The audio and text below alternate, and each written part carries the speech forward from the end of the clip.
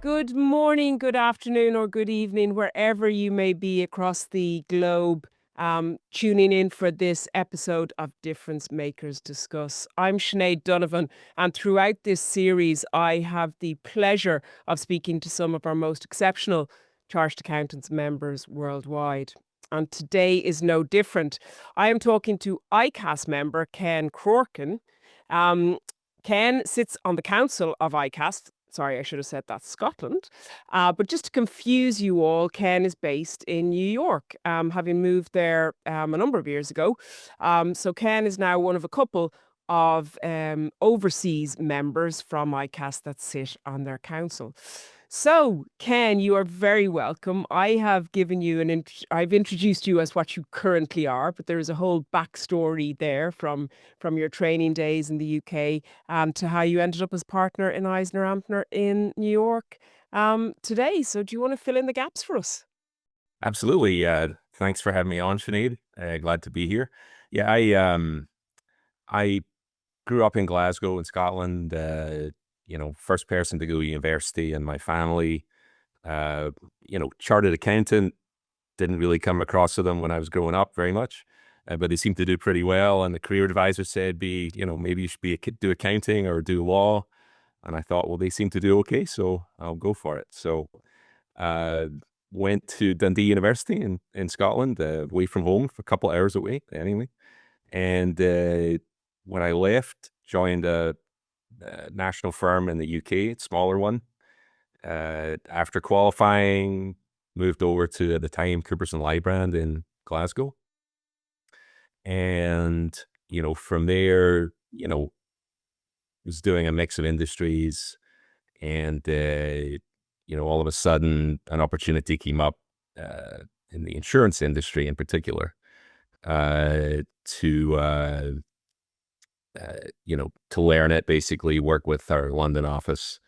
And I said yes, went for it, and kind of a little bit, the rest is history, if you like. Brilliant. And that was in the audit It kind of was in the, space, was it? yes, it was in the audit area. We they had a London client which had a large insurance subsidiary in Scotland, and they had no insurance experience. And another firm did that audit, and they wanted to try and win it. So, it was a great opportunity for me. I think I look at it as one of those things. I always see this to people even these days, when someone offers you something, really think about it. Don't necessarily say no. I mean, did I want to do insurance at that time? It's not, it's been great for me, but it's not the first thing a lot of people want to do. But it changed my life, really, I guess. It really changed what happened from there. Very good. So from Glasgow to London, and then what brought you across the pond? So I did a lot of work with the London office with those insurance guys, and someone had gone to New York, the year before. I met them on a due diligence in Poland, of all places. It just showed you how that opened up, really opened my eyes up. And checked in with them a year later. The next thing I knew, I was interviewing to go on secondment. And I should step back a sec, because basically in Glasgow, at the time, at CNL, a lot of people going around the world on secondment, all over the world. And I thought, you know what, I'm never going to get that chance again, and I'll probably hate it. But I want to give it a go.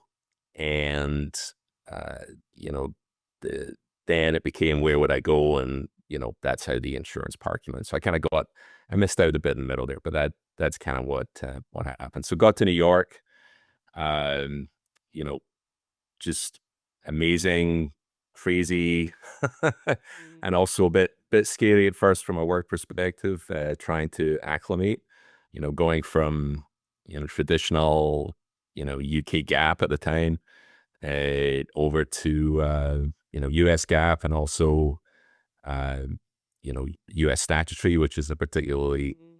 different base of accounting for insurance companies. So, um, but I learned a ton, and it was you know, working with very different people to the kind of environment I'd worked in Scotland. Brilliant, brilliant. So up to that point, Ken, your chartered accountancy qualification had essentially passported you across the globe. Yeah. From as you mentioned 4 cities there in the space of 2 minutes: Glasgow, London, Poland, and Poland's not a city. Before someone corrects me, and New York. Um, how important do you think that passport is, and how maybe well known is it? That's the first question. Then the second question is, I know you are an AICPA because obviously when you become a partner and a practicing partner, I think you have to do that. Talk us through your journey and into that qualification, please. Yeah, absolutely. Yeah, the CA, you know, I mean, I wouldn't be here today if it wasn't for the CA. I wouldn't have spent the last 27 years in New York. Really changed my career. I mean, CA, and evidenced by what I said about the Glasgow office at that time. You know, no one else in other industries was making that kind of move. But a lot of people at the time in the firm in Glasgow were going everywhere, and I believe that's still the case today. It really is a global qualification. I think it's something people don't really think about when they're taking the exams and going through it. But and it's something that never occurred to me until I saw it happening in front of my eyes, and I thought, you know what, uh, I'll do it. And so I'd encourage anyone thinking about that. My goodness, you can really turbocharge your career. I mean, even if I had gone back to Scotland, it would really have helped my career back in the UK. But for me, it changed my whole career trajectory. And then having worked in the US, after a year or so, kind of began to realize I was probably going to end up staying, or at least I was thinking of staying. Had a number of fellow chartered accountants, Irish and English members, uh, who who were doing the CPA, and I began to look into what would be involved. And it's a path in itself. At the time, no kind of mutual recognition agreements or reciprocity for ICAS. At least there were some in place for other institutes, but and basically went through as someone would from from the US, with an added wrinkle that since I did not have a US degree, I had to go through a whole process to even be able to sit for the exam. And at the time, I'm on the board of CAW USA right now, but at the time the predecessor was Chartered Accountants in the United States, and that was my first stop actually to figure out what I had to do. So I had to submit my UK degree, my CA qualification, and then at the time Colorado, of all places. Never been to Colorado in my life until then. they they would accept that as entrance to the exam, and then you'd be able to go through without having to go through onerous additional classes, which was the case in New York, for example. So sat the exam, passed it, got my first license in Colorado, but then I had to, get over to my home office, or where I was back in the New York area. And then it was like, at the time, knocking down a bunch of barriers. New Jersey and New York, both took significant amount of time. New York ended up getting it because of length of years working in public practice. So it took quite some time. New Jersey was, believe it or not, I was short of liberal arts hours of all things, and I had to, go back to my higher qualifications from Scotland to try and remediate some of that. They ended up waiving a lot of it, but all this took time, took years. um, My my goodness, that is that's some dedication, and it's some journey. Now I know that you mentioned there reciprocity and mutual recognition agreements. Reciprocity, which is where professional bodies across the globe recognize each other's qualification. It has made things much easier. Now we're in a little bit of I guess a juncture at the moment because I know there's some reciprocity agreements being negotiated at the moment. But you know, reciprocity has made it a little bit easier now for CAs to move to America. Am I right? Yes, for some of the institutes, I believe the Irish, the CANs, uh, there's one exam you can then sit now. For some time there, ICAS had a similar situation, uh, but that is Yeah, that was the sensitive thing I was trying to skirt around. Apologies. um, but you know, the other than that, you need to set all four exams.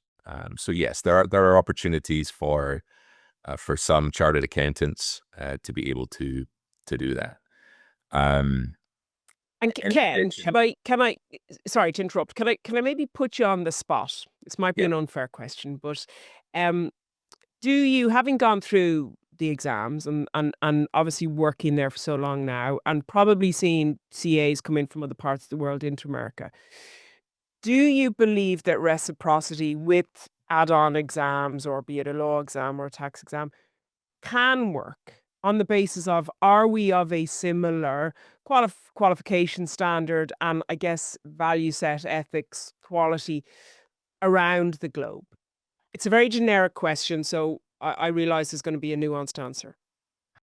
absolutely. You know, at a minimum, we are our chartered accountants are extremely well qualified. They have all of the key factors that you would need to be successful in the United States. Uh, the exams are very rigorous. The CA exams are very rigorous.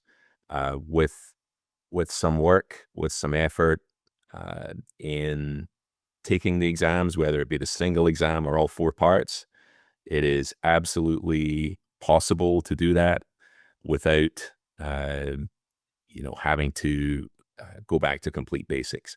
The level of knowledge, experience that chartered accountants have, the rigor of their exams really makes the CPA exam very attainable. And the whole ethos around the chartered institutes and chartered accountants around the world really lends itself to being able to be successful in the United States and get that qualification.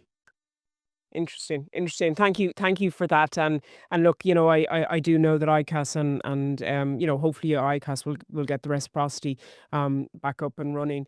Um, let's pivot a bit more to you personally. So you're a partner in EisnerAmper, which I believe is about number 14 size firm in the States. Always been a firm I've been hugely impressed with across the globe. You seem to have specialized in sectors kind of earlier on than most non Yeah. big four firms.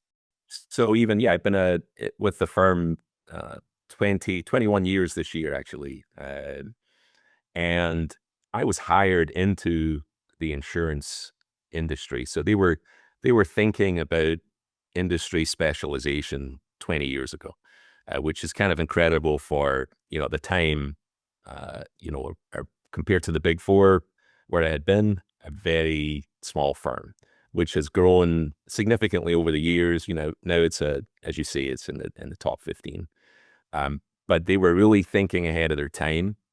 At the time I joined, the still a mentor today, but there was a former Anderson's partner who came in. They hired him in to grow an insurance practice, and I could see the potential there even at that time. Uh, One of the best things I ever did joining the firm, and listening to his vision, which was part of the firm's broader vision at the time, which really was beginning to focus on growth and specialization. So yes, really, really pretty much ahead of their time, I would say. Brilliant. And I think they were, am I right in saying you were one of the first firms or the first wave of firms to get PE investment as well? Is that right? Yes, so that was around 4 years ago or so. We were the first of this current wave, which is really it's really helped grow the firm.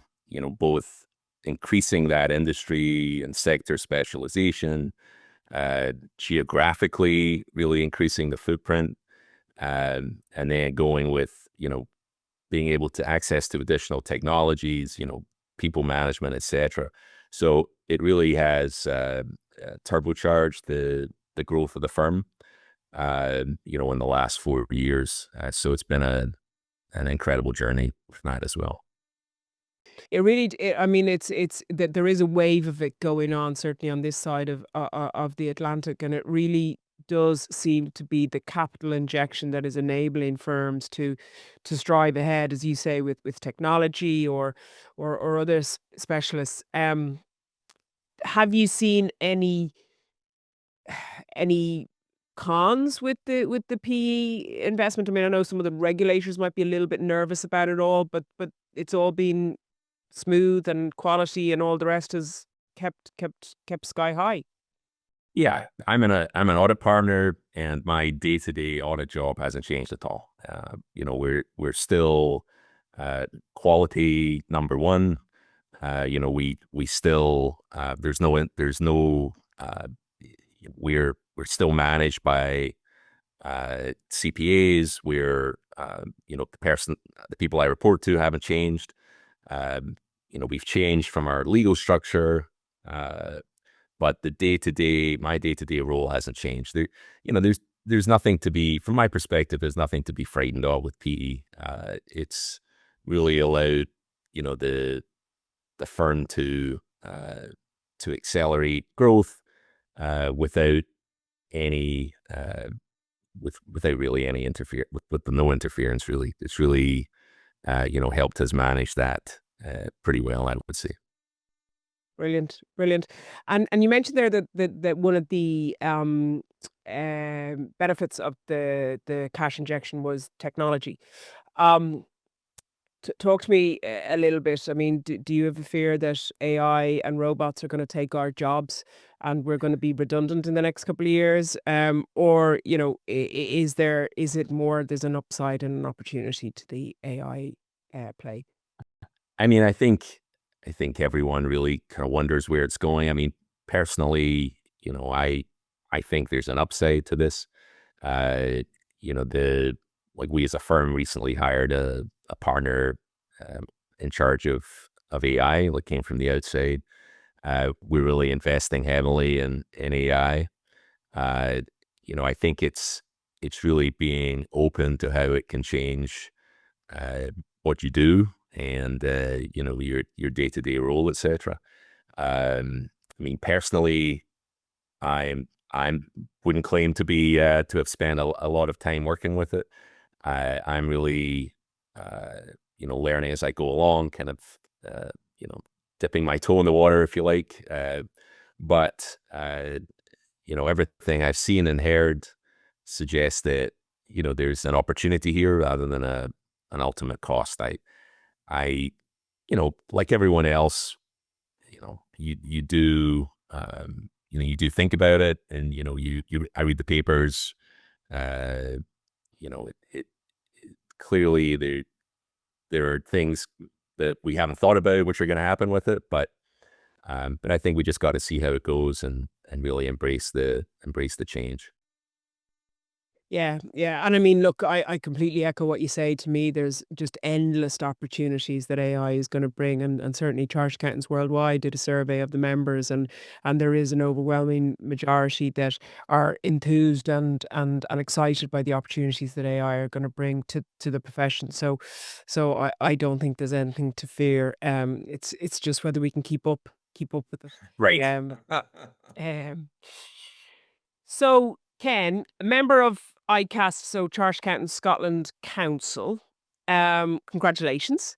Thank you. Um, what was the driving force to be a member of council? Because it must be difficult being a member on council when you're based in New York. And do you see your role as being anyway different to the local council members?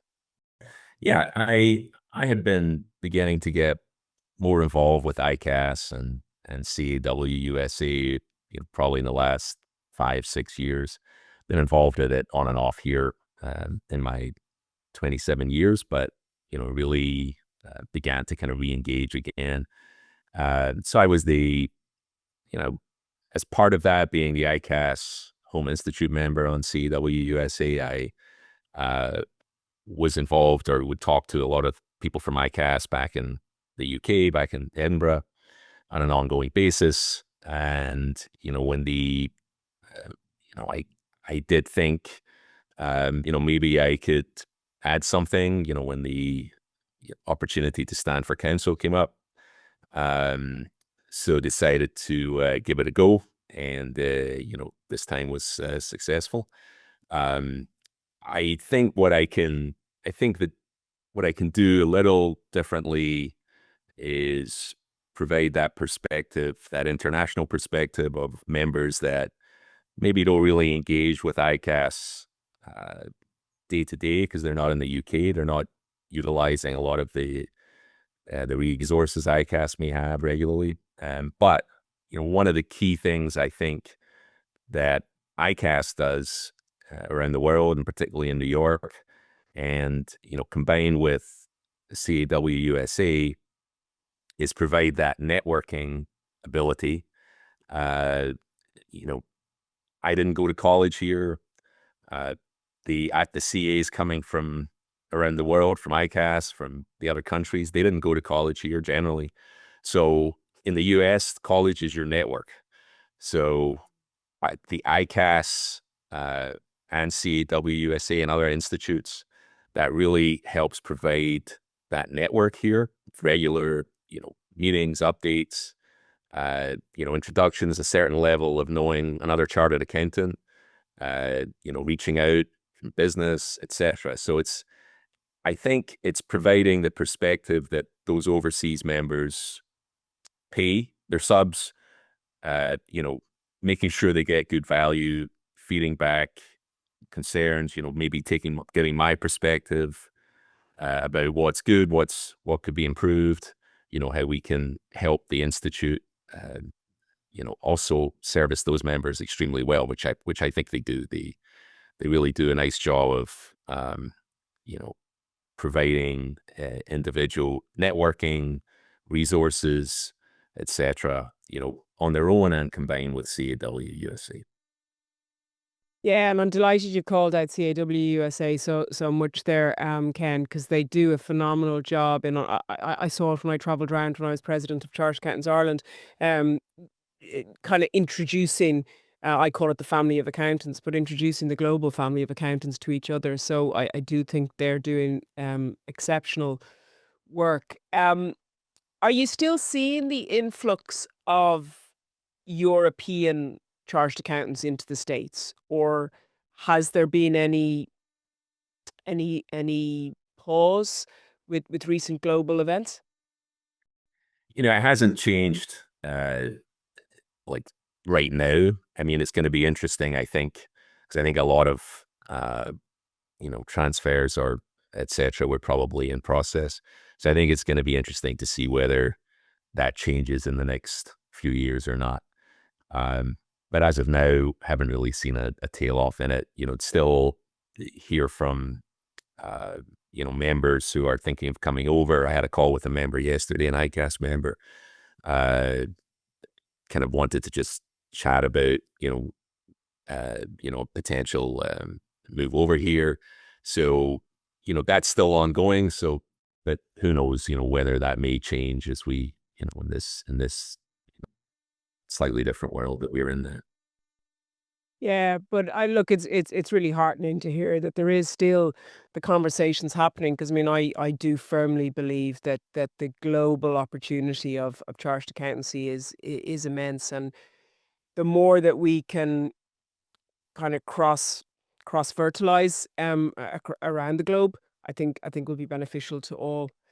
Um, so just to finish on that topic, congratulations on the appointment to council, and enjoy your time in it. I know it's a lot of volunteer effort that goes into it, and I can only imagine, especially with different time zones and everything. So congratulations on it, and enjoy the time. Thank you. Appreciate it. Thank you. As we come towards the end, I wanted to kind of ask you, Ken. I mean, obviously you're a very experienced member of the profession. You've transcended work across the globe. You've stayed in the audit profession, which probably is one of the areas that is struggling to recruit people at the moment. What do you think? What would your message be to a chartered accountant, maybe of today or even tomorrow, as to why they maybe should consider the audit profession? Yeah. So when I started, I never thought I'd basically make my whole career in audit. Never in a million years. However, it gave me, the audit profession really has given me, across a bunch of industries early on, even as I specialized into insurance, really seeing different kinds of companies, how they work, how they operate, really learning from that environment. And, it's also generally where, you have a high concentration of qualified chartered accountants and CPAs here that you're not necessarily going to see if you go into, into private. So that collegiality, I think, is really important for me. And, it's also, I think, shown an adaptability, the audit profession, even though we're compliance, I think we're getting better at, giving some added value as we go through, etc. So for me, it's really, I think, though, it's also, I've changed locations, I've changed industries, I've changed firms. I've really had a pretty broad range of experience within the audit profession, and all of it's felt a little bit different. Even though I've been in my own firm this last 20 years, even that firm feels different in that period I've been there. So I'm not sure if that really answers your question, but that's what. No, it does, absolutely. I think you put it perfectly, and I think even the way you said it, that whilst you've been in the same sector or audit field for your career, there is so many different facets and different opportunities and different challenges that it brings. I think you summed it up absolutely perfectly. Um, Ken, it's been an absolute pleasure to talk to you. I have to comment on your accent. You have kept the Scottish accent, which I'm delighted to say because I love the Scottish accent. So enjoy the next number of chapters in your career, and thank you so much for joining us today, and best of luck on your journey in council. Thank you very much. I appreciate it, Sinead. Thanks a lot. Cheers. And thank you to all of the listeners and watchers who have stayed with us till the end of this episode. I hope you've enjoyed it, and tune in for the next episode of Difference Makers Discuss. Cheers.